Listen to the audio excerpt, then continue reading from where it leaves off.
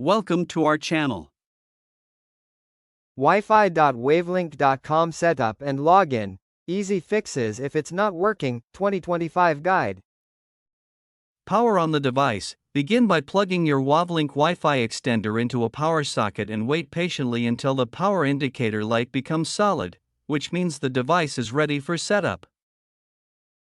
Connect to default Wi-Fi on your mobile phone or laptop. Open Wi-Fi settings and connect to the default network called Wavlink N, which is created by the extender for initial setup. Open the setup page. Now, launch any web browser and in the address bar type wifi.wavlink.com or the IP address 192.168.10.1 to reach the configuration page. Log into the dashboard. Once the page opens, enter the default username and password, in most cases both are admin, to access the setup dashboard of your extender.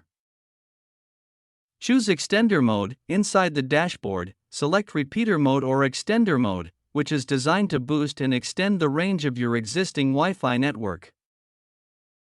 Select your home Wi-Fi network. From the list of available networks that appears, carefully choose your main home Wi-Fi network that you want to extend.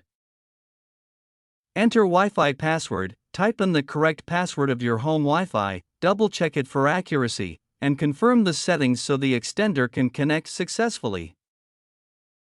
Quick fixes when Wi-Fi.wavlink.com is not working.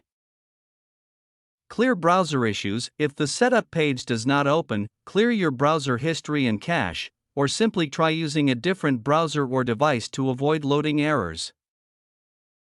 Check network connection. Make sure that your device is connected to the extender's Wi-Fi network and not your main router. Also, turn off mobile data or VPN before trying again.